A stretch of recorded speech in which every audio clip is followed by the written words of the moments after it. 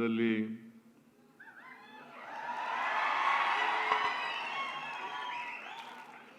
ಮುಖ್ಯ ಅತಿಥಿಗಳಾಗಿ ಭಾಗವಹಿಸಿರ್ತಕ್ಕಂಥ ನಿವೃತ್ತ IAS ಅಧಿಕಾರಿ ಡಾಕ್ಟರ್ ಶ್ರೀನಿವಾಸನ್ IAS ಅವರೇ,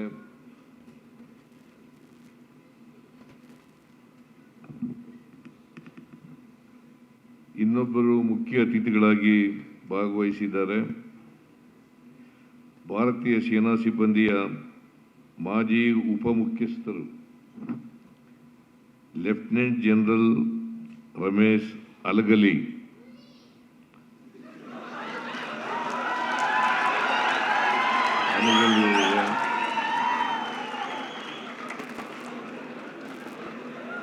ಮಾಜಿ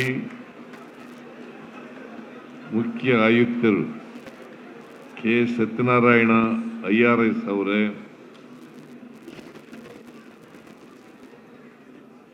ಮಾಜಿ ಉಪಕುಲಪತಿಗಳು ಕೃಷಿ ವಿಶ್ವವಿದ್ಯಾನಿಲಯ ಬೆಂಗಳೂರು ಶ್ರೀ ಕೆ ನಾರಾಯಣಗೌಡ ಅವರೇ,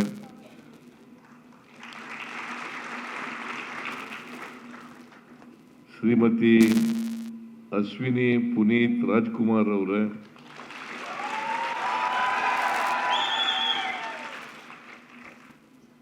ರಾಜ್ಕುಮಾರ್ ಅವರ ಎರಡನೇ ಸುಪುತ್ರ ಶ್ರೀ ರಾಘವೇಂದ್ರ ರಾಜ್ಕುಮಾರ್ ಅವರೇ,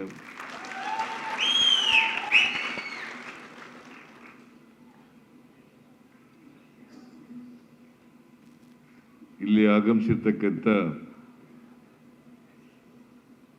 ಎಲ್ಲ ಆತ್ಮೀಯ ಬಂಧು ಭಗಿನಿಯರೇ ಹಾಗೂ 2022ರ UPSC ನಾಗರಿಕ ಸೇವಾ ಪರೀಕ್ಷೆಯಲ್ಲಿ ಉತ್ತೀರ್ಣರಾದಂಥ ಎಲ್ಲ ಅಭ್ಯರ್ಥಿಗಳೇ, ಮಾಧ್ಯಮದ ಎಲ್ಲ ಸ್ನೇಹಿತರೆ,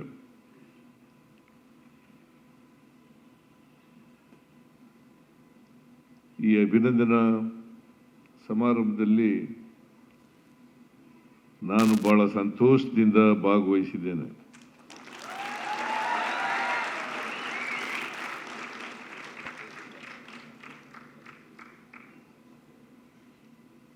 ಈಗಾಗಲೇ ವಿವಿಧ ಕ್ಷೇತ್ರಗಳಲ್ಲಿ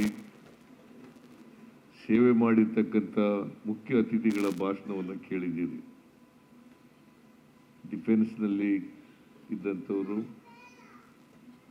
ಡಿಫೆನ್ಸ್ ಸೆಕ್ರೆಟರಿ ಆಗಿದ್ದಂಥವರು, IRS ಅಧಿಕಾರಿಯಾಗಿದ್ದಂಥವರು, ಮತ್ತು ಯೂನಿವರ್ಸಿಟಿ ಮಾಜಿ ವೈಸ್ ಚಾನ್ಸಲರ್ ಆಗಿದ್ದಂಥವರು, ಅಗ್ರಿಕಲ್ಚರ್ ಯೂನಿವರ್ಸಿಟಿ, ಇವರೆಲ್ಲರೂ ಕೂಡ ತಮ್ಮ ಅನುಭವದ ಮಾತುಗಳನ್ನು ಹೇಳಿದ್ದಾರೆ. ಅವರು ಸಮಾಜಕ್ಕೆ ಬಹಳ ದೀರ್ಘಕಾಲ ಸೇವೆಯನ್ನು ಮಾಡಿದ್ದಾರೆ.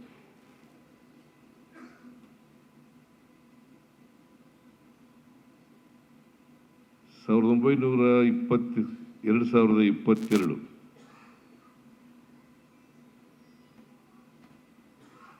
UPSC ನಾಗರಿಕ ಸೇವಾ ಪರೀಕ್ಷೆಯಲ್ಲಿ ತೇರ್ಗಡೆಯಾಗಿರ್ತಕ್ಕಂಥ ಅಭ್ಯರ್ಥಿಗಳಿಗೆ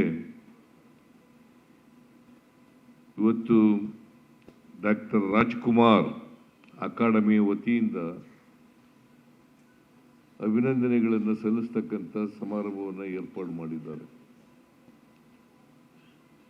ನಾವೆಲ್ಲರೂ ಸೇರಿ ಅವರಿಗೆ ಅಭಿನಂದನೆಗಳನ್ನು ಸಮರ್ಪಿಸಿದ್ದೀವಿ, ಅವರಿಗೆ ಶುಭ ಕೋರಿದ್ದೀವಿ.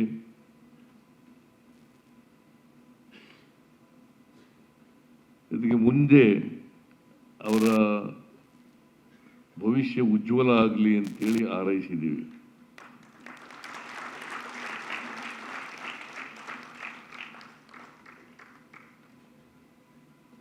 ಡಾಕ್ಟರ್ ರಾಜ್ಕುಮಾರ್ ಅವರು ನಿಮಗೆಲ್ರಿಗೂ ಗೊತ್ತಿದೆ, ಈ ನಾಡು ಕಂಡಂಥ ಒಬ್ಬ ಶ್ರೇಷ್ಠ ನಟ.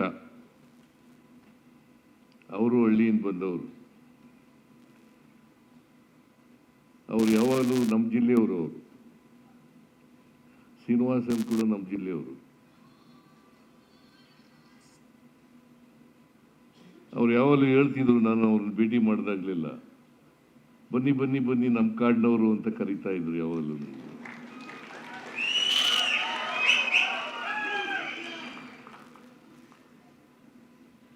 ಅವರಿಗೆ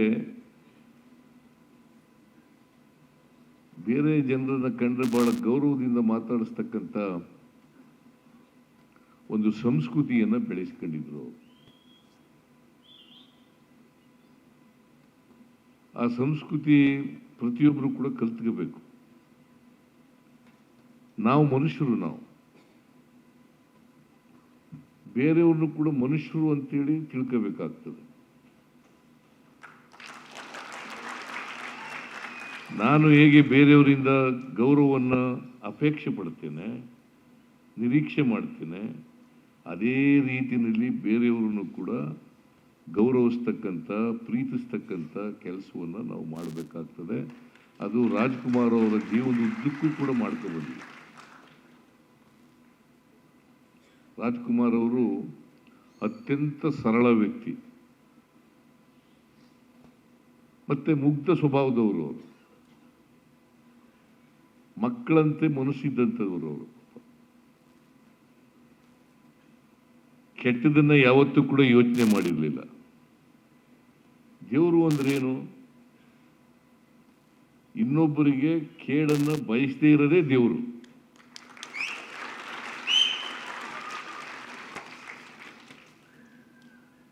ಇನ್ನೊಬ್ಬರನ್ನ ಪ್ರೀತಿಸ್ತಕ್ಕಂಥದ್ದೇ ದೇವರು. ಸಾಧ್ಯವಾದ ಮಟ್ಟಿಗೆ ಸತ್ಯವನ್ನ ಹೇಳ್ತಕ್ಕಂಥದ್ದೇ ದೇವರು.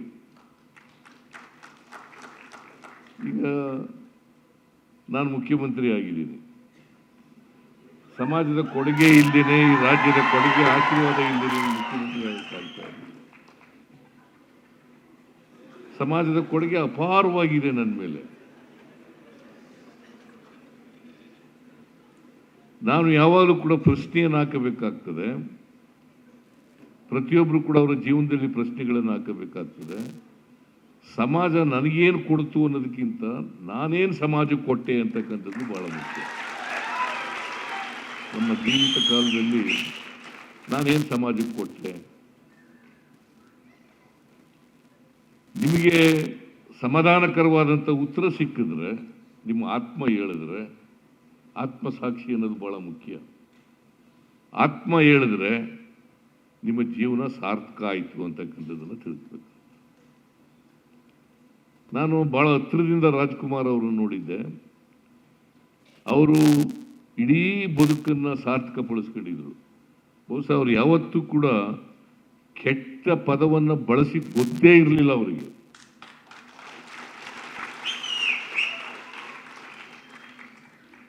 ಯಾವಾಗಲೂ ಒಳ್ಳೆ ಮಾತುಗಳಾಡೋರು, ಒಳ್ಳೆ ನಡವಳಿಕೆ ಇರ್ತಕ್ಕಂಥ ಪ್ರವೃತ್ತಿ ಬೆಳೆಸ್ಕೊಂಡಿದ್ರು.